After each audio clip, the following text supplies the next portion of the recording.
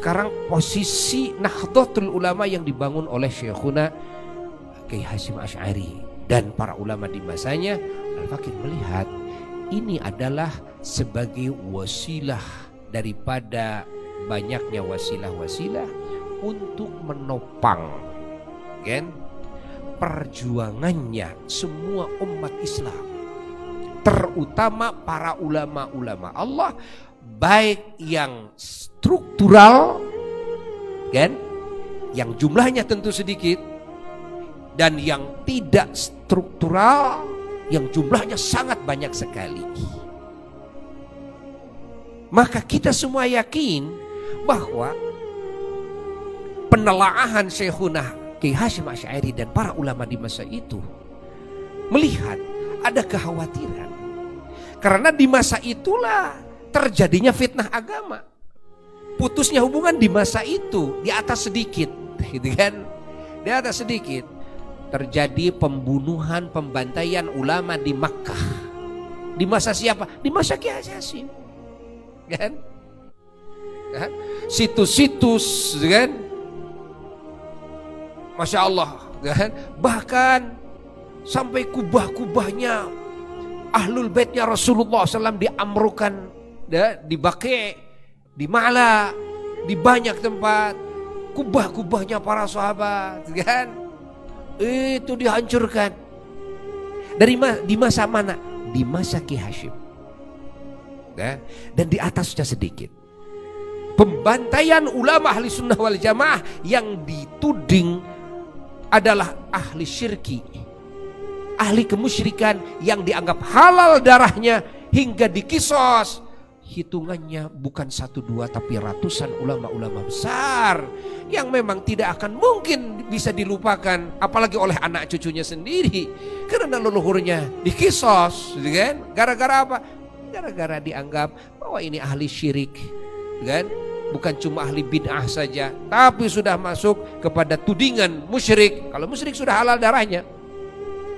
Nah, di masa itu sangatlah agung apa yang dicita-citakan dan apa yang diperjuangkan oleh Syekhuna Al-Mukarram Sahibul Maqam Al-Azim Kiai Haji Hasyim Asy'ari radhiyallahu ta'ala warḍah dan para ulama di masanya. Kekhawatiran ini karena saat itu menyebar ke berbagai pelosok, menyebar ke Yaman, menyebar ke Mesir, menyebar ke Sudan. Dan kita tahu sekarang di Mesir, kan?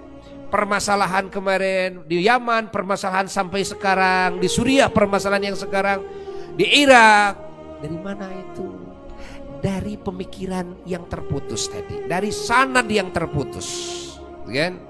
Mereka orang-orang yang mengatasnamakan ulama, yang mengatasnamakan Quran dan Sunnah, yang sesungguhnya pada hakikatnya ketika ditelusuri ternyata ada benang ini yang terputus ke hadrat Sayyiduna wa Maulana Muhammad sallallahu alaihi wasallam.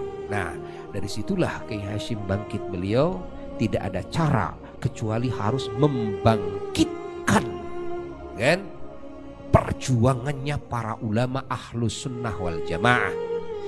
Nah, beliau lalu memilih kan harus membuat satu wasilah di mana para ulama ahlus sunnah wal jamaah agar bangkit harus dibikin satu organisasi ya. Dibikin satu organisasi yang besar. Dibikinlah Jami'iyah Nahdlatul Ulama, yang mana ini adalah sebagai wasilah penopang, pendorong kan? Yang mana kita tahu bahwa ruhnya ada dalam husnul ubudiyah, husnul ibadah, sebaik-baiknya ibadah kan? Ini ruhnya. Ini ruhnya. Yang mana ini urusan ibadah kendalinya dipegang oleh para ulama-ulama Allah kan? Terutama ulama-ulama ahlu sunnah wal jamaah.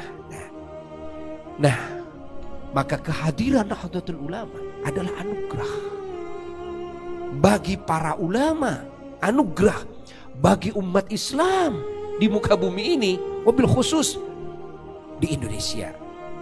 Dan karena apa? Karena nizam yang dibangun oleh beliau. Ya. para pendahulu-pendahulu dari pembangun Jamiah Nahdlatul Ulama sungguh sangat mengakar dan sangat kuat, khususnya bagi Indonesia.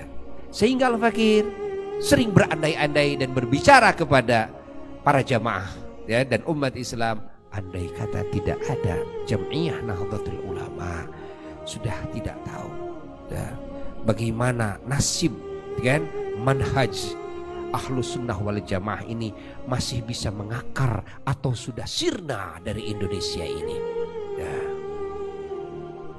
Makanya Al-Fakir sangat menghaturkan beribu-ribu terima kasih. Al-Fakir tidak layak untuk mendapatkan terima kasih daripada Nahdlatul Ulama lah, itu kan? Karena Al-Fakir sedikit pun tidak berharap dari makhluk, hanya berharap dari Allah, karena tugasnya dan juga dari Allah, SK-nya dari Allah, harus ikhlas karena Allah, kan?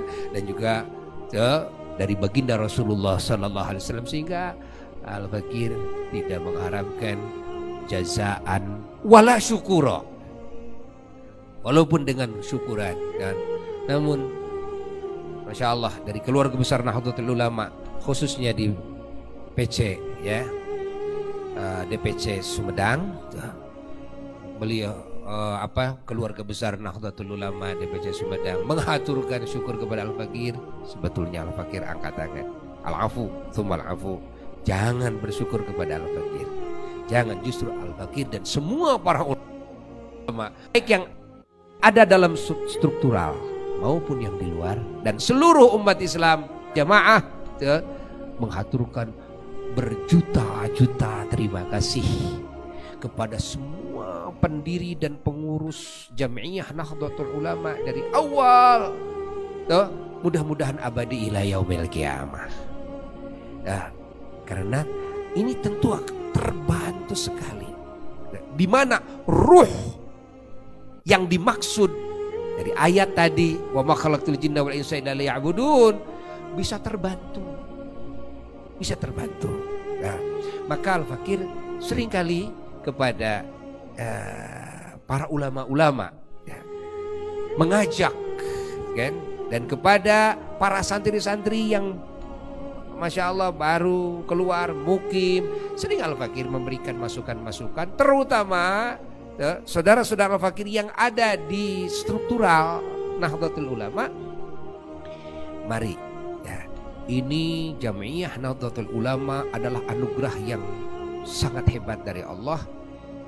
Artinya kekuatan yang dahsyat, yang andai kata kekuatan Jamiah Nahdlatul Ulama ini kan digunakan dengan semestinya merekrut semua ulama-ulama Ahlus Sunnah wal Jamaah, membantu apa kebutuhan dakwahnya para ulama-ulama Ahlus Sunnah wal Jamaah, kan? Ini kan kita sebagai apa? Kita sebagai penopang, kan?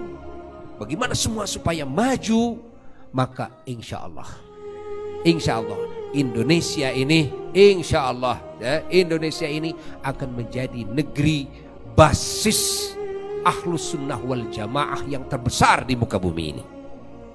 Dan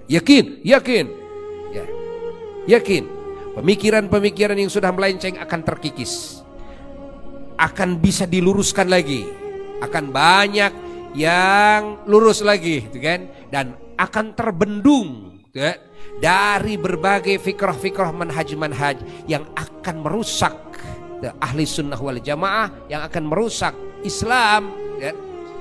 Dan juga ini akan menjadi mercusuar lahirnya syiar-syiar Islam yang menggema di Indonesia ini.